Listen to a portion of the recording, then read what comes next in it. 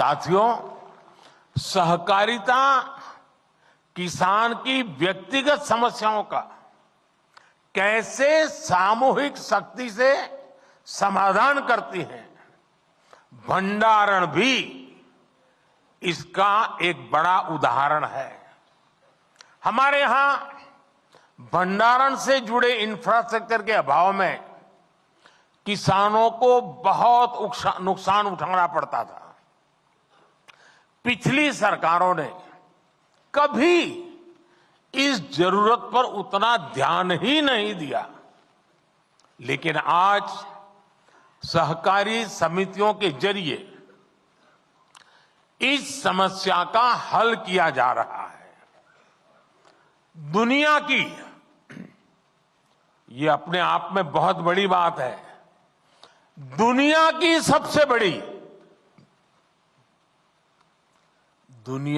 सबसे बड़ी भंडारण योजना के तहत अगले 5 वर्ष में 700 लाख मैट्रिक टन भंडारण की क्षमता तैयार की जाएगी।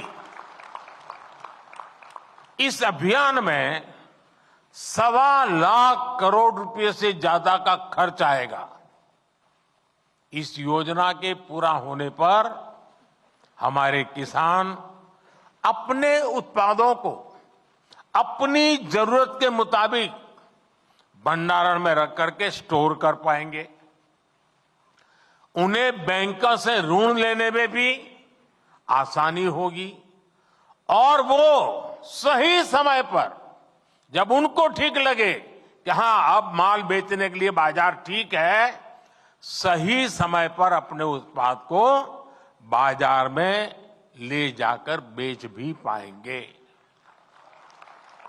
साथियों, विकसित भारत के लिए भारत की कृषि व्यवस्थाओं का आधुनिकीकरण भी उतना ही जरूरी है। हम कृषि क्षेत्र में नई व्यवस्थाएं बनाने के साथ ही पैक्स जैसी सहकारी संस्थाओं को नई भूमिकाओं के लिए तैयार कर रहे हैं। ये समितियां अब प्रधानमंत्री जन औषधि केंद्र का भी काम कर रही है।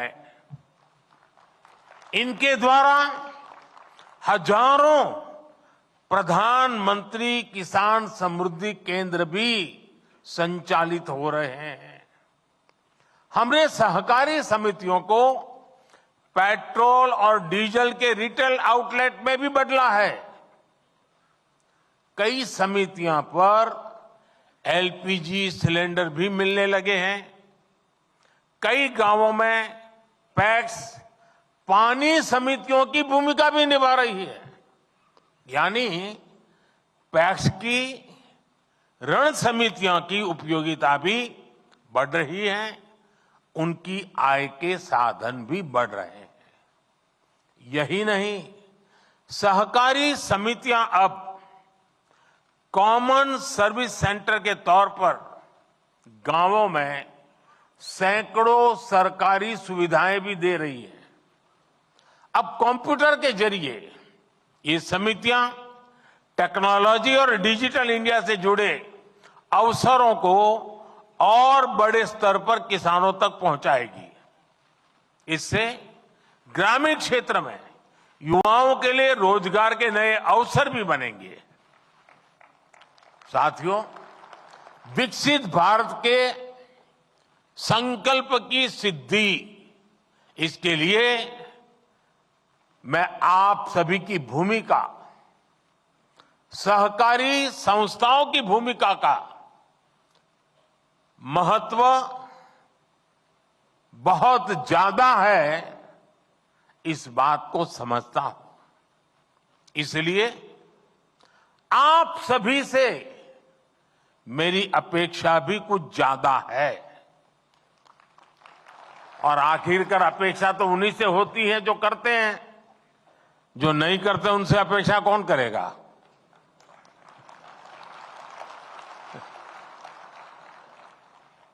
आत्मनिर्भर भारत के निर्माण में आप जितना ज्यादा और जितना ज्यादा सक्रिय योगदान बढ़ाएंगे, हम अपने लक्ष्यों को जल्दी प्राप्त कर पाएंगे।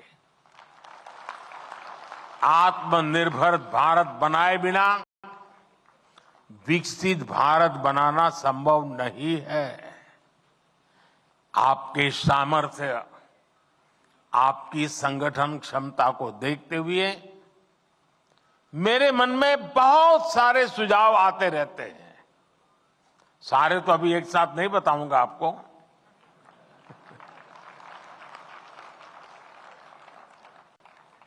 लेकिन कुछ मैं इशारा करना चाहता हूं। जैसे मेरा सुझाव है कि हमारी कोऑपरेटिव एक लिस्ट बनाए कि कौन कौन सी चीजें ऐसी हैं जो आज हम बाहर से लाते हैं, विदेशों से लाते हैं, अब हम इंपोर्ट नहीं करेंगे। सहकारी क्षेत्र इसमें क्या कर सकता है? उनके लिए देश में ही एक सपोर्ट सिस्टम हमें बनाना है। ये जिम्मेदारी सहकारी संस्थाएं बहुत आसानी से ले सकती हैं। अब जैसे हम कृषि प्रधान तो देश कहलाए जाते हैं, लेकिन ये भी सच्चाई है कि जो कृषि प्रधान देश के रूप में हम पिछले 75 साल से गीत गाते रहते हैं, लेकिन ये दुर्भाग्य देखिए, हजारों करोड़ रुपए का खाने का तेल हर वर्ष इंपोर्ट करते हैं। खाने के तेल में हम आत्मनिर्भर कैसे हो? इसी मिट्टी में पैदा हुआ तिलहन, उससे निकला हुआ तेल हमारे नागरिकों के जीवन को अधिक ताकत दे सकता है। और इसके लिए अगर मेरे सहकार क्षेत्र के साथी काम न करे तो कौन करेगा? मैं सही कह रहा हूं कि नहीं कह रहा हूं? आप ही करेंगे ना? करना चाहिए ना? हमें अब आप देखिए, खाने का तेल भी बाहर से आता है और ऊर्जा के लिए जो तेल चाहिए गाड़ी चलाने के लिए, ट्रैक्टर चलाने के लिए, पेट्रोल, डीजल, ये फ्यूल से जुड़ा अपना इंपोर्ट बिल भी, इसको भी हमें कम करना है।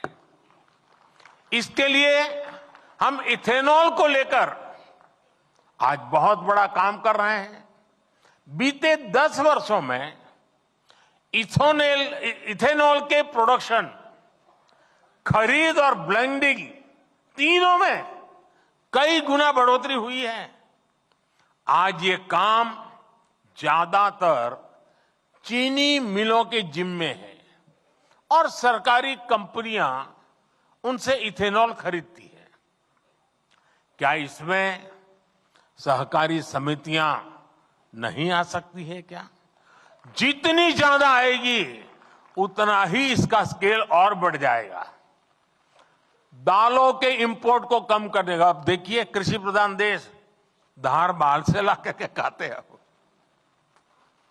दालों के इंपोर्ट को कम करने के मामले में भी मेरे सहकारिता क्षेत्र के लोग बहुत बड़ा काम कर सकते हैं, अग्रणी भूमिका निभा सकते हैं। मैन्युफैक्चरिंग से जुड़े भी अनेक छोटे छोटे सामान हैं जो हम सभी इंपोर्ट करते हैं, लेकिन कोऑपरेटिव्स की मदद से हम उन्हें देश में ही बना सकते हैं। साथियों, आज प्राकृतिक खेती पर हम बहुत बल दे रहे हैं। इसमें भी कोऑपरेटिव्स बहुत बड़ी भूमिका निभा सकते हैं।